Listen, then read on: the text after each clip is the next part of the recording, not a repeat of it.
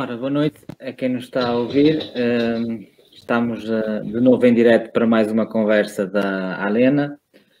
Hoje o tema da conversa é o Lessa, os regadios, os açudes, os moinhos, as levadas, como queiram chamar. E vamos começar com uma pequena introdução. A primeira referência, a mais antiga referência histórica que temos ao moinho no Lessa chega-nos por um documento de 1295, no qual João Rodrigues de Briteiros, neto de João Pires da Maia, o instituidor da Gafaria de Alfena, dá de aforamento algumas terras para a construção de uma azenha, a chamada Azenha dos Gafos de Alfena. Essa azenha, por outros documentos posteriores, nós conseguimos confirmar que se tratou provavelmente do maior moinho que alguma vez existiu em Alfena. Foi conhecido mais tarde como o moinho dos Pachecos Pereiras ou, mais recentemente, o moinho dos Eusébios. Ele está hoje em ruínas. Situa-se ali na rua, junto a mais ou menos a meio da rua entre São Lázaro e a Codiceira, e foi provavelmente foi o maior moinho que existiu em Alfena. Mas antes de entrarmos propriamente no tema, eu se calhar passaria a palavra ao Arnaldo Mamed para aproveitarmos para tentar clarificar alguns dos termos que normalmente são usados para nos referirmos a estas questões dos regadios e que muitas pessoas costumam errar ou usá-los de forma errada. E daí que, se calhar, usávamos este primeiro período da nossa conversa para tentar clarificar alguns dos termos que normalmente se usam quando nos referimos a este tema. Passo então a palavra ao Arnaldo Mamed. Ora bom, eu, em primeiro lugar, ia separar. Havia moinhos no próprio leito do Rio Lessa. Moinhos no próprio leito. E aí, qual era a forma? Aliás, existe ali ao fundo do Carquejal, entre o Carquejal e Pedrouços, que o moinho assenta diretamente no leito do rio, praticamente. E aí existe uma represa que faz levantar a cota das águas montantes e criando um desnível. Precisamente a água quando vence esse desnível, encontra na cota mais baixa o rodízio, a roda onde a água vai ir e fazer mover esse moinho. Portanto, de uma forma geral, existe sempre o açude. O açude é uma represa, é uma barragem, é um muro que atravessa o rio e que tem por função, no primeiro caso que eu acabei de citar, criar um desnível direto para o rodízio, ou então desviar a água para um canal que vai conduzir essa água para o moinho ou para os terrenos a regar. Portanto, em primeiro lugar, há a represa, ou açude, ou barragem, para acumular a água e fazer subir a cota da água. E depois há um canal, um aqueduto, um rego, como queiram, que vai levar a água para o moinho. Esse canal é que se designa a levada. Portanto, a levada leva a água para o moinho. Daí a levada. Aliás, toda a gente já ouviu falar nas levadas da Madeira, da Ilha da Madeira, que conduzem água do norte da ilha, que é bastante abundante,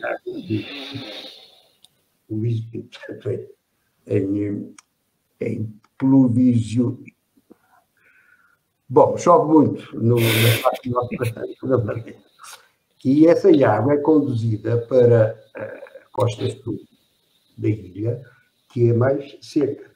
Portanto, estes canais têm quilómetros de extensão e alguns deles construídos sobre ravinas, falésias. Portanto, foi uma obra, de certa forma, muito difícil de... Penso que nos anos 30 do século passado, o engenheiro Amar da Costa, pai morreu com o Sá Carneiro no acidente, atentado como queiro, ou como em Camarate. Portanto, há o rio, ou o ribeiro, a linha de água natural, há o açude, que presa a água, e há o canal que conduz a água para o destino. Pode ser moinho, ou pode ser os terrenos a regar, ou simultaneamente as duas coisas, dependendo da estação do ano. Por exemplo, há casos de moinhos que não moíam durante o período das regas, porque a água era toda desviada para a função de regar os campos de milho, neste caso. Portanto, temos aqui uma pequena diferença que temos de procurar entender. Represa ou açude é o muro que atravessa o rio e que contém a água, barragem. A levada é o canal que transporta a água para o destino. Há aqui uma pequena confusão, porque confunde-se um bocadinho o açude com a levada. O açude é a represa, a levada é a água que corre no canal com destino ao moinho. Penso que era isto, Ricardo, que se pretendia, não sei se mais alguma. Sim, sim. Não sei se quer abordar as diferentes tipologias de moinho que podemos encontrar no Lessa. No Lessa. Ora bem, daquilo que se conhece, normalmente os moinhos no Rio Lessa, todos eles eram de rodízio horizontal. Portanto, a azenha era horizontal, não é? O canal, a água caía sobre o rodízio, fazia rodar. Um eixo vertical transmitia o movimento à mó de cima, à mó movente, porque há duas mós, há duas pedras. Uma delas é a mó dormente, que é a mó que está quietinha, está parada, e há a mó movente, que é a mó de cima, portanto, que se move solidariamente com o rodízio tocado pela água. Não é? Depois há ali um processo de afinação que faz subir ou baixar essa mó movente conforme se quer a farinha mais fina ou menos fina. Portanto, dá para afinar. Há um sistema chamado segurelha que faz levantar ou baixar a mó, portanto, reduzindo o espaço entre ambas, entre a mó dormente e a mó movente. Portanto, e quanto mais próximas elas estiverem uma da outra, mais fina sai a farinha. Portanto, isto são a generalidade, portanto, a maior parte dos moinhos era com rodízio horizontal. No caso que se falou ainda disso, era aquela azenha chamada azenha do Cabo, ali em frente ao Centro Cultural, mais coisa, menos coisa. Aí havia também há uma particularidade que é o seguinte: no rodízio horizontal, cada rodízio só podia tocar uma mó. Não é? Porque o rodízio andava, tinha o eixo, não é? O eixo que era um tronco de madeira, normalmente, um metálico, e portanto, o rodízio só tocava uma mó. No caso de uma azenha vertical, no caso do moinho do Cabo, ela estava lateral, estava par da parede do moinho no exterior. Portanto, a azenha tem um eixo horizontal, portanto é uma azenha vertical, o eixo horizontal é evidente, e esse eixo horizontal entra pelo moinho dentro e vai tocando várias mós, simultaneamente, o mesmo eixo, através depois do sistema de cremalheiras, de rodas dentadas, vai transmitindo esse movimento a várias boches. Portanto, digamos que a azenha deixa horizontal, portanto, roda vertical, constitui já um avanço relativamente ao processo anterior. Portanto, eu penso que aquelas obras que se fizeram no final do século XIX, pelo António da Silva Neves, penso eu, em que ele desvia o rio, faz um desvio do leito do rio, e pede autorização aos serviços hidráulicos da altura, e é concedida essa autorização. A ideia é aumentar o desnível, portanto, fazer subir a cota das águas para ganhar desnível. Quanto maior fosse o desnível, maior é a força. Não é? Maior é a força que incide sobre a azenha. Depois, naqueles moinhos mais pequenos, mais aqueles que existiam nos afluentes do rio Lessa, e que muitas vezes eram moinhos sazonais, porque não funcionavam o ano todo, quer pelo aproveitamento para rega, quer por insuficiência de caudal, também havia os moinhos chamados de cubo. Portanto, o canal que conduzia a água para o moinho era em pedra, em nu, feito em pedra, mas quando começava a desnivelar, ou seja, a descer para o rodízio, que neste caso também era o horizontal, e já funcionava em tubo. Portanto, era um tubo feito em pedra que ia afilando. Portanto, quando acabava o canal em nu e começava a descer em direção ao moinho, aí fechava, era um tubo feito com pedras sucessivas e o encunha. Portanto, o canal ia apertando até que a saída era, por exemplo, 6 por 6, 5 por 5, 7 por 7 centímetros.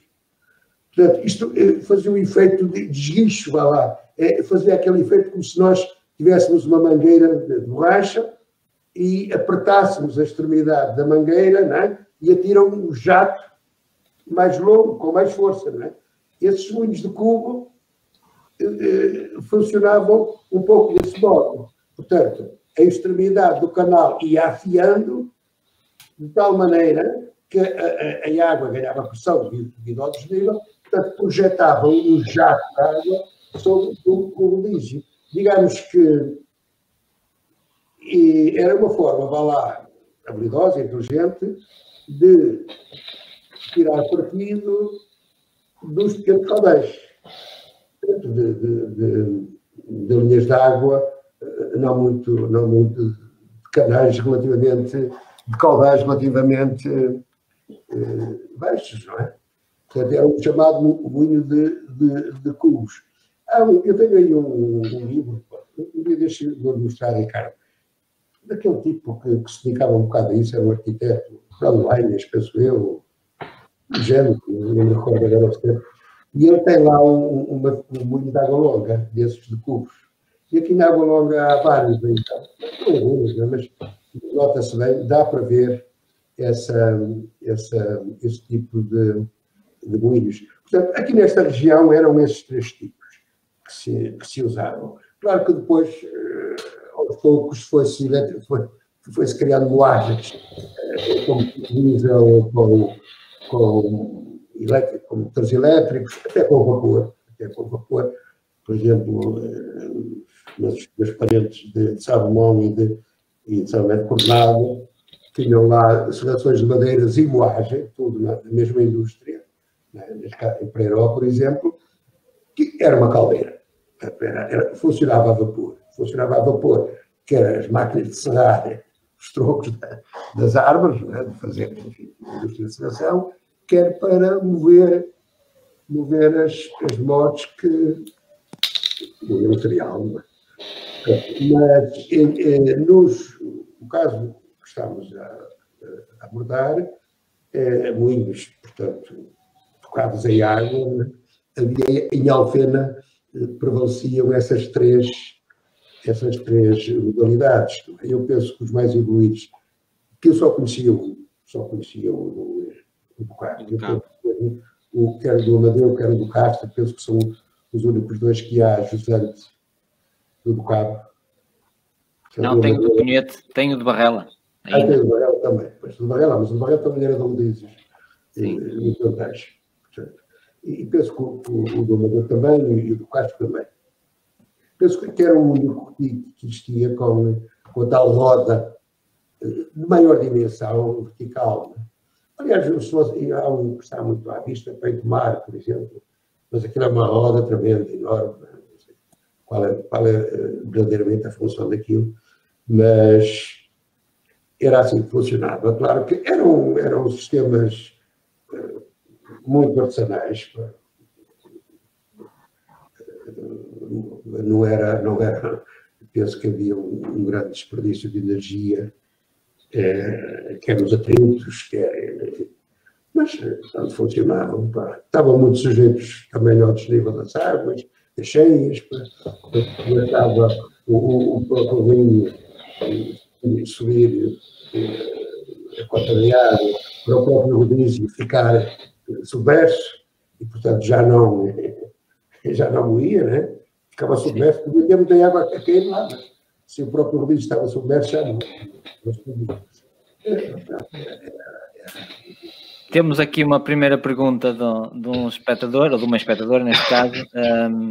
A Olinda Ramos está-nos a questionar se ainda existe o moinho do Rio Lessa. É assim, moinho, há vários moinhos, nenhum deles está em atividade neste momento, mas continuamos a ter alguns moinhos em ruínas desde a entrada do rio lá em cima no Ribeiro, em Translessa, até à saída para Irmesinde no Reguengo. Temos vários moinhos em ruínas, mas nenhum deles está em funcionamento neste momento. Se calhar avançaríamos agora para a conversa propriamente dita sobre a questão da transformação na paisagem ocorrida principalmente a partir do século XVI, com a introdução do milho no noroeste peninsular, e a Alfena não foi uma exceção à regra. Quem percorrer a obra do professor Orlando Ribeiro percebe aquilo que ele chama da Revolução do Milho. A introdução do milho no século XV, XVI trouxe uma abundância fora do normal para esta região do país, quer em termos de alimentação, quer depois em termos de demografia. Há uma evolução que salta à vista, e essa revolução veio acompanhada de uma alteração na paisagem, porque houve necessidade de muitas obras hidráulicas, muitas represas foram construídas, muitos moinhos, as levadas, quer para os moinhos, quer para os regadios, haviam por todo lado, e se calhar entrávamos nesse tema. Não sei quem é que quer abordar essa questão das várias levadas e dos vários açudes que foram sendo construídos. Talvez o Fernando, se quiser pegar na questão do moinho dos Pacheco Pereiros e dos Eusébios, que eu falei há bocadinho, que foi o principal moinho da Alfena, quer em termos de dimensão, quer em termos de extensão da sua levada. Foi um dos maiores. De facto, o professor Orlando Ribeiro bem que fala que a revolução do milho, a introdução de um cereal vindo do Novo Mundo, alterou bastante as necessidades de rega das culturas. Até aquele ponto, as culturas utilizadas eram culturas, digamos, enxutas, como ele refere, que eram cultivadas em Agra, como o trigo, a aveia e a cevada. E as outras seriam o milho alvo e o milho miúdo, que não tinham exatamente os mesmos requerimentos em termos de de rega. E, portanto, a introdução do milho levou a a necessidade de abrir canais e de retirar cada vez mais água e água do rio Lessa. O que antes de enverdarmos por aí, até queria falar um bocado mais nessa parte do facto de existir uma azenha naquela zona da rua, porque aquilo que nós já há muito tempo tínhamos reparado era que a referência a uma azenha que já não existia naquele lugar. Portanto, no outro lado do rio Lessa, à frente do moinho, do que são agora as ruínas do moinho dos Eusébios, ainda existe uma leira que é desenhada como a leira da Agra da Azenha. Azenha que ninguém conheceu, aparentemente ninguém se recordava, e achávamos estranho existir uma azenha naquele ponto onde parecia não existir grande caudal do rio. Mas o rio deve ter sofrido alterações precisamente por causa dessa necessidade que surgiu com a introdução da cultura do milho. Curiosamente, nós tínhamos outras referências nos registros paroquiais de Alfena. Um casal constituído por Domingos Gonçalves e Maria João, que eram referidos como os moleiros da Agra da Azenha, como os moleiros do moinho da Azenha, ou o moinho de Pantaleão Pacheco Pereira. Há vários registros em que ele é apelidado de moleiro da Azenha, ou então como moleiro dos moinhos de Pantaleão Pacheco, sendo provavelmente Pantaleão Pacheco um Pacheco Pereira da cidade do Porto, que teria casado com uma alfenense, Maria Moreira. Não teria casado, aliás, teve filhos de uma alfenense, Maria Moreira. E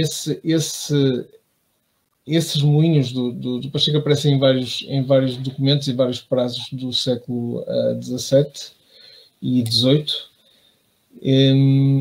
com referências a um rego dos moinhos do Pacheco, que confrontam com várias leiras, vários terrenos daquela zona da rua.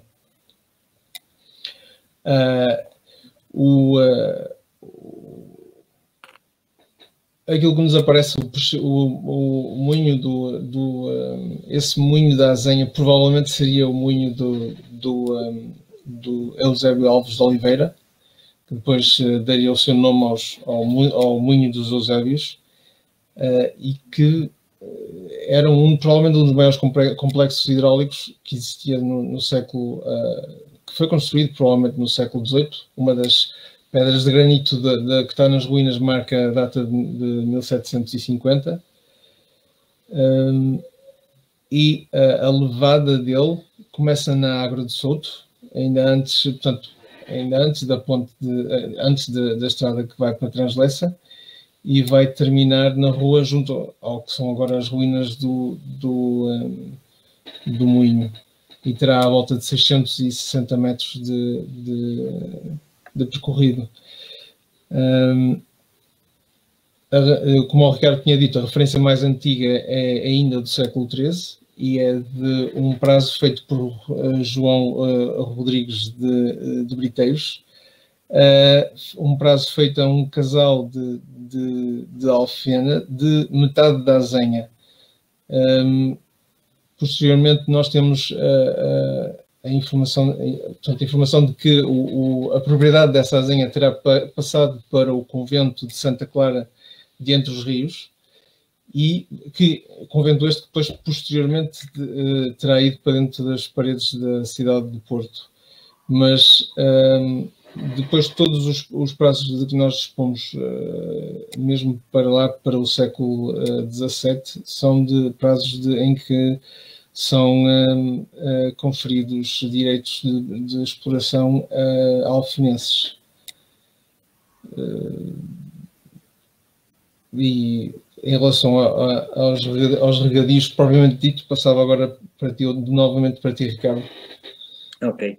Eu se calhar passava a palavra ao Zé Manel, que de Alfena provavelmente conhece um bocadinho mais a parte sul, mas conhece sobretudo a parte de Irmesinde. E uma vez que o Lessa, depois de passar em Alfena, atravessa também Irmesinde, temos também, com certeza, vários moinhos em Irmesinde e vários regadios. Não sei se queres entrar na conversa, Zé. Olha, eu entro na conversa. Em Irmesinde não há muito.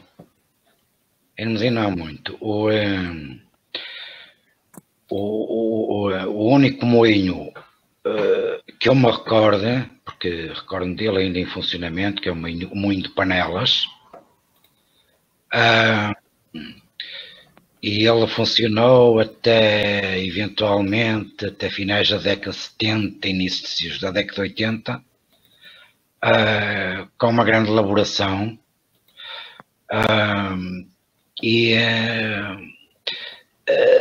que simultaneamente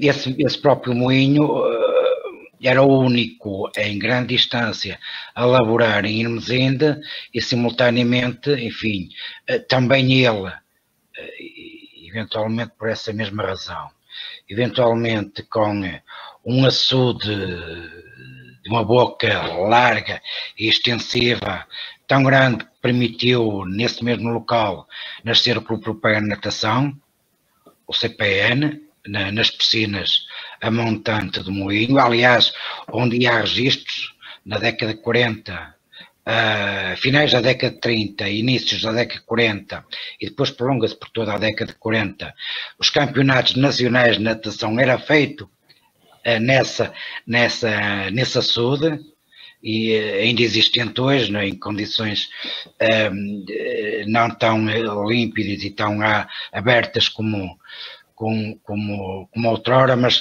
que ainda existe hoje, mais batalhado pela árvore e pelo mato que vai crescendo pelas margens do Rio de Panelas.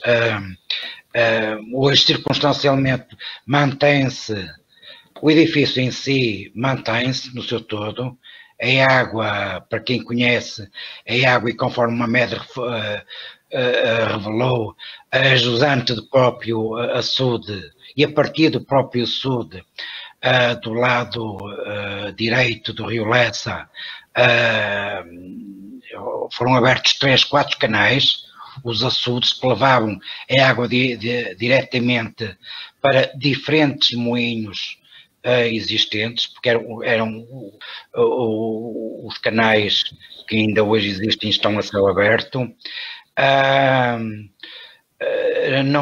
De memória não me recordo do funcionamento deles, ou de vários moinhos, recordo do funcionamento único de uma mó.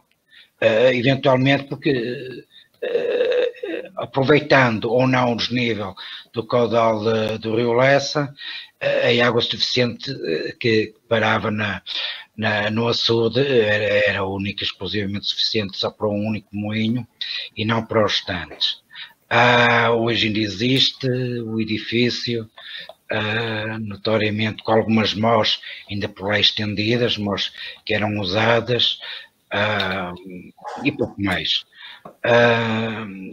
Existe no lugar do Soito dos Moinhos, cerca de 200, 300 metros a montante deste mesmo moinho, existiria eventualmente um outro. Hoje o seu levado não permite, aliás, passar o que outrora era a passagem entre Irmesinde, o centro de Irmesinde e a Vela, pela linha férrea, a linha de Douro, passava-se em frente a esse moinho, que era o moinho os moinhos do Soito. Hoje o espaço está intransitável, ninguém passa, e esse espaço também já não é habitado. Creio que aí também houve moinho. Depois só iremos ter moinho já nas terras da Maia, quando entramos em Ardegães.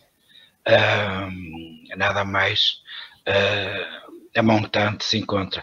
Aquele que efetivamente foi conhecido, o mais relatado, que atravessou várias gerações, e a visibilidade não veio só do seu funcionamento, mas também porque há gerações e gerações de habitantes de Irmedinde que dizem que foi no Moinho de Panelas que aprenderam a nadar, foi nessas piscinas, enfim, onde se praticavam as provas nacionais e que os jornais vinham cá, aliás, há fotografias que o provam,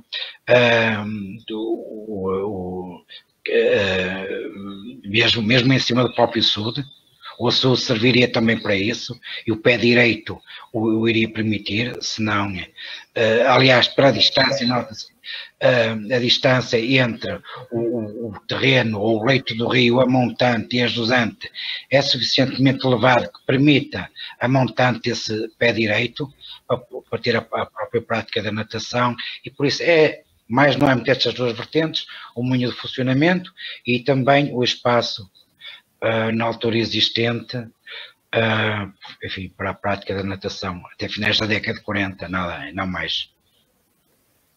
E se calhar entrávamos agora numa parte final da nossa conversa, mais ligada às transformações na paisagem dos caminhos, porque ao ser represado o rio em vários pontos, as águas subiram bastante em locais onde anteriormente eram mais baixas e permitia o atravessamento a val, e por esse motivo, em vários locais da Alfena, os caminhos seculares sofreram algumas alterações.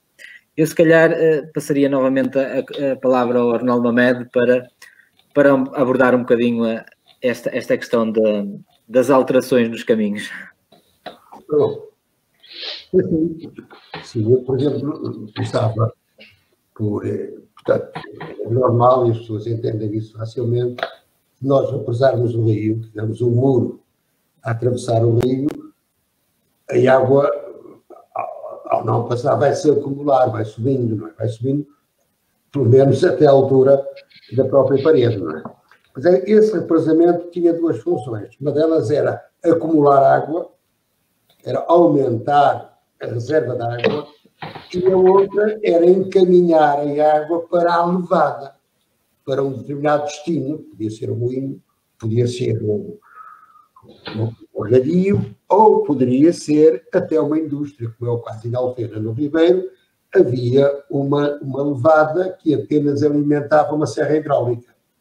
Portanto, isso passava-se na margem direita do rio, mesmo no Ribeiro, mesmo por trás do portal do Ribeiro, meia dúzia de metros, já no interior da Quinta do Ribeiro, ainda há uma casa que ultimamente, nos últimos anos, foi usada como estaleiro de um canteiro que fazia estátuas, e agora penso que é uma habitação. Portanto, esse espaço, esse edifício, serviu de seleção. Portanto, e a serra era movimentada através do caudal da água, não é? Tocava uma espécie de zenha que fazia movimentar a serra. Um dia que, quando a moléstia passar e nós voltarmos às caminhadas temáticas, vamos ver ainda o que resta, os vestígios ainda visíveis do que resta dessa serra hidráulica. O açude que conduzia a água para essa serra era conhecido pelas gelatinas. Há um açude no limite da Alfena com a Água Longa, na chamada fábrica das gelatinas. Essa levada corria pela margem direita, grosso modo vinha juntar-se ao Ribeiro de Covas, ali muito perto já do rio, já muito perto da estação, e aí passava por debaixo da Estrada Nacional e encaminhava-se para essa serra. Também desse mesmo açude, pelo lado direito saía outra levada, que essa sim, essa alimentava o moinho da Quinta do Ribeiro, que ainda hoje existem vestígios, estão transformados em habitações.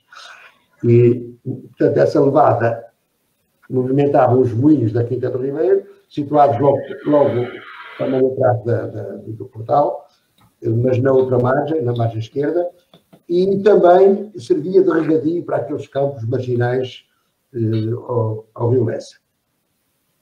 Depois tínhamos o açude do Moinho dos Eusébios, o tal açude que tem uma levada que tem 660 metros, 700 metros, que vai até à rua. A construção que é muito antigo, penso eu penso que aí que terá alterado o acesso à Translessa, portanto, o acesso da Codiceira à Translessa, que nós, pelos indícios, pelos vestígios que nós encontramos, nós entendemos que o acesso era do Lúcio da Codiceira pelo Souto. O Souto é, grosso modo, por trás da capela de São por trás da traseira da capela de São Paulo. Hoje está muito modificado. Digamos que aqui há uns séculos atrás, o Lúcio da Codiceira era um terreno amplo, um terreno que sobra. Né? E era daí desse Lúcio da Codiceira que se fazia o acesso, quer a Translessa, quer a Pedrouços. Pedrouços é o sublugar de Translessa, mais a sul. Ambos na margem esquerda do rio. Portanto, a construção do açude terá impedido o atravessamento naval, porque a água tinha uma profundidade que não permitia o atravessamento de carros, de bois, carroças, etc. E muito menos das pessoas a pé. E então ter-se-á construído um outro acesso, já a jusante do açude, poucos metros a jusante do açude, porque a montante do açude a água sobe, fica com grande profundidade, mas depois do açude, praticamente o leito do rio fica quase seco, porque a maior parte da água é desviada para a levada, para o moinho ou para as regas. Não é? Portanto, a jusante do açude, a jusante da barragem, da represa, a mesma coisa, aí já é possível fazer o atravessamento. Existem indícios desse outro caminho também. Depois, mais tarde, foi construída uma ponte, depois também não existe, já foi demolida e tal. Portanto, tudo isso foi substituído pela estrada municipal 606, que é hoje a rua da Nossa Senhora do Amparo, que serve, que liga ao lugar de Translessa e a Sobrado, etc. Será passado mesmo na rua junto ao Moinho dos Eusébios, aí por força da construção do açude de São Lázaro. Do açude que serve o Moinho de São Lázaro e, já agora, o regadio da igreja, que nós vimos ali no vídeo. Portanto, a represa que serve, a levada do Moinho de São Lázaro terá 150 metros, 8 metros, como é ali muito próxima já do Moinho. Mas havia um período, que era o período das regas, portanto, em pleno verão, que irá de São João à Senhora da Assunção, portanto, de junho a agosto, é o período forte das regas do milho.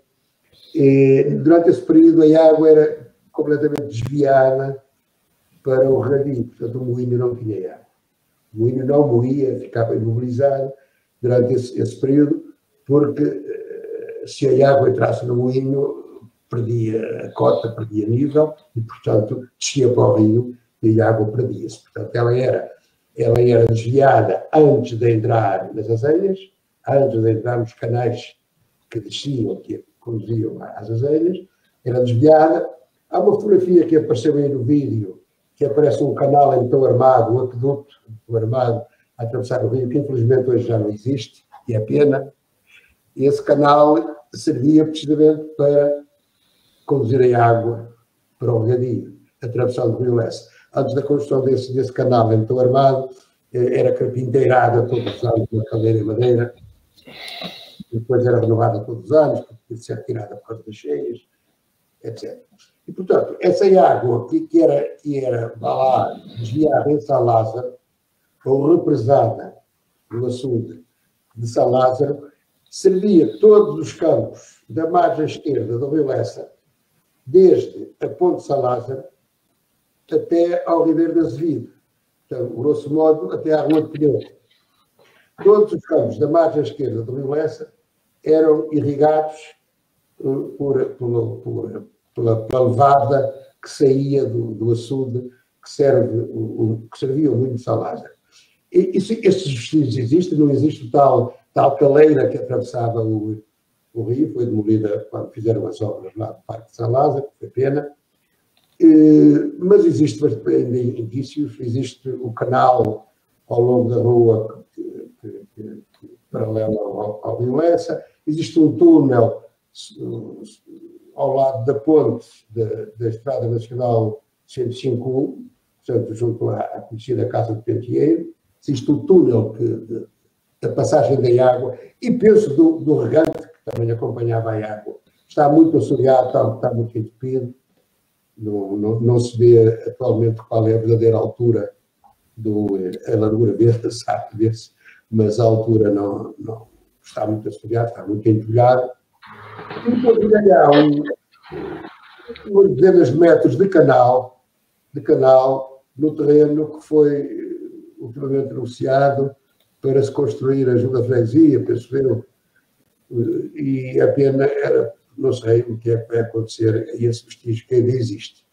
O resto, a maior parte, está soterrado, em frente ao Centro Cultural, está soterrado debaixo daquela faixa de estacionamento, do lado direito, que ainda é permitido.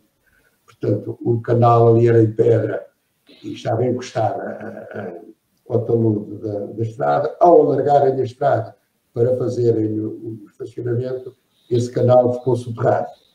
Depois, de frente à Igreja Velha, o antigo cemitério, e ele acompanhava a antiga Estrada Real. Portanto, ali a Estrada Real aproximava-se do rio, curvava para a direita.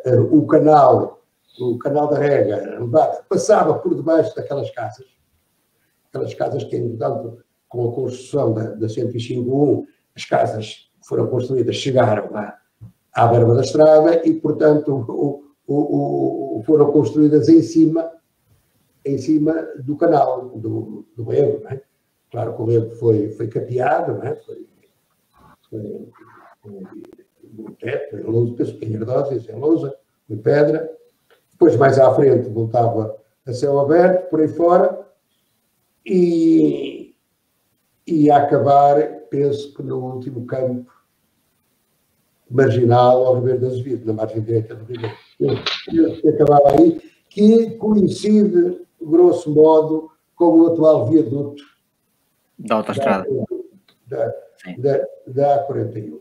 Portanto, eu penso que, ainda recuperando um bocadinho a alteração dos caminhos, dos acessos, etc., eu penso que ali, junto à ponte da 105.1, portanto, a ponte de Pentieiro, há ali uma pequena rua, um pequeno acesso ao rio, que servia para as mulheres lavarem, e da Rua do Coroa, penso que é assim que se chama, pequena rua, que era antiga, o antigo Caminho da Rainha.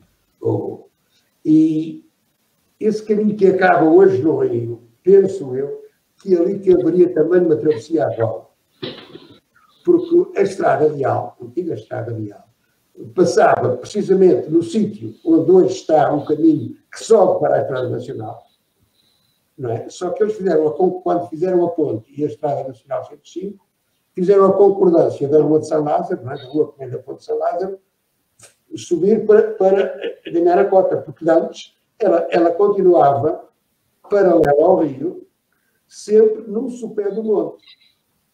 Portanto, digamos que ela continuava encostada ao canal de Rega, ou seja, aquele que ainda hoje existe do tal terreno, onde vai ser construído, ou foi agora anunciado, para a construção do novo edifício da Junta de Freguesia. Não sei se haverá, há dias lembrou isso, na reunião da Junta de Freguesia, se havia alguma forma de preservar aquele testemunho. Não sei se vai ser possível ou não. Estamos a aproximar do fim do nosso tempo e eu se calhar passaria a palavra para o Fernando, já que estávamos a falar ali na zona do Parque do Val do Lessa. Já mais recentemente o Lessa ali foi desviado para a construção da Azenha do Cabo.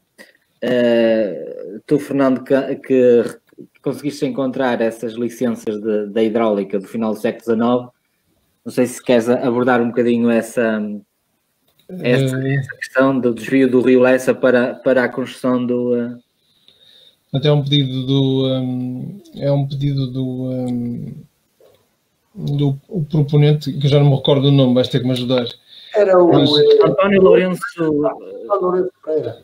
António Lourenço Pereira. Para Acho que já era Lourenço Pereira. Sim. Para alterar o curso do Lessa e adiantá-lo, portanto, fazer a curva que ele agora possui naquela zona, de forma a alimentar alimentar o açude do moinho que ele pretendia construir. Mas eu já não tenho isso bem presente os pormenores desse processo. Vais ter que entrar aqui. Basicamente era hoje conhecemos o rio com aquela curva apertada de quase 180 graus, junto ao sul do Cabo, mas essa curva apertada só tem cerca de 100 anos, porque até ao final do século XIX o rio tinha uma curva mais larga, nas traseiras do atual Centro de Saúde e da futura Junta de Freguesia. Ele fazia uma curva mais larga nessa zona. Como o António Lourenço Pereira tinha terrenos dos dois lados do rio nessa zona, ele pediu autorização, basicamente ele pediu autorização à direção hidráulica para desviar o rio nos terrenos dele, para, como disse o Arnaldo Mamed no início da conversa, criar um maior desnível das águas do rio, de forma a criar mais força para motriz para a Azenha. É uma curiosidade, porque... É uma curva natural, Ricardo. A curva, o rio, a tendência do rio é seguir a linha reta. Exato. A linha reta se tiver obstáculos. Não é? Obrigado a desviar e a curvar. Portanto, ali a curva que era larga, lançada, passou a ser um cotovelo, quase. Quer dizer, o rio ao final ficou mais comprido, percorreu mais espaço. Exato. Não é? Ao percorrer mais espaço, vai ganhando mais cota, não é? Vai ganhando mais desnível na água, não é? Portanto, e foi isso que lhe permitiu fazer provavelmente a tal azenha de eixo horizontal, portanto, azenha vertical, porque o eixo horizontal, entrando pelo moinho dentro, não é? Pode movimentar várias mós em simultâneo, não é? Porque se o eixo tem um movimento de rotação, tem ali um sistema de rodas dentadas, não é? De cremalheiros, que transmitem o movimento a outras mós, não é? A outros aparelhos. Não é? Eu tinha a percepção que isso também tinha sido o ângulo do rio que ele tinha escolhido, tinha um bocado a ver com portanto, a parcela de terreno que ele era proprietário. Portanto, ele tinha que puxar mais para o lado dele, acho eu, para conseguir meter portanto, fazer essa curva e o açude ficar do lado dele.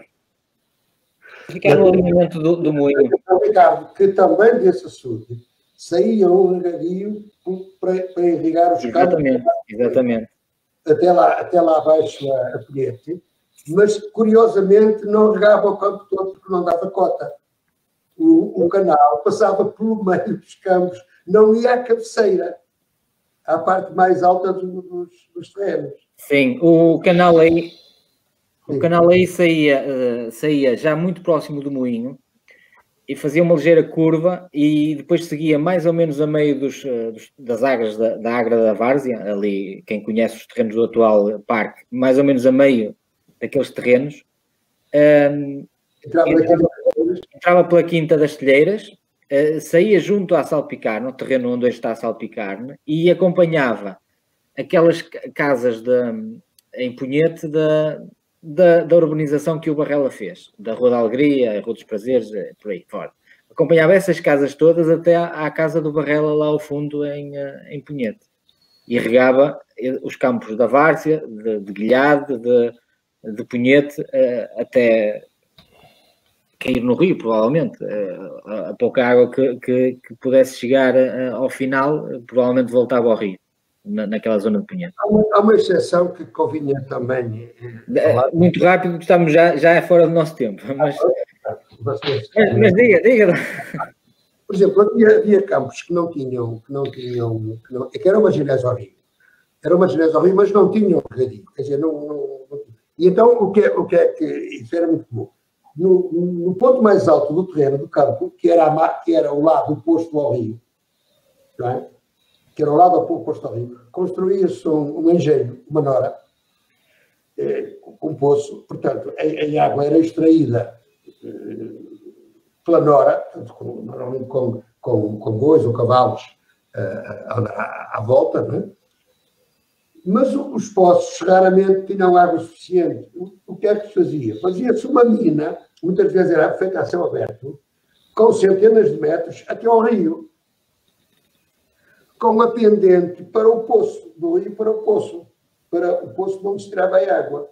Portanto, era feita a céu aberto, depois era capeada, era feito um muro de cada lado e coberta com ardósias, não é? E terra por cima. E então havia uma captação de água do rio, através desse canal subterrâneo, que descia com pendente para o poço, e a água era depois tirada do poço por meio de noras. Percebe? Portanto, era uma forma também de fazer a irrigação dos campos, mas aí já era necessária fazer uma elevação da água, que não que os holandeses fazem lá nos polders, ou lá que é com e tal, né? Que era com os bois ou com os cavalos. Andar à volta das noras a puxar a água. Era outra forma de aproveitar. Este é um tema com muitas particularidades e com certeza no futuro iremos voltar a ele, porque a documentação que vamos encontrando também nos permite ter uma melhor noção de como é que as coisas evoluíram. Mas hoje se calhar ficaríamos por aqui, que ultrapassamos o nosso tempo que tínhamos previsto. Queríamos agradecer a presença de quem esteve a assistir à nossa conversa de hoje e esperar que regressem numa futura ocasião. Iremos voltar com outros temas sobre o património da Alfena e sobre a história da Alfena. Muito obrigado pela vossa assistência e pela presença dos meus restantes colegas de painel e até uma próxima oportunidade. Boa noite. Boa noite.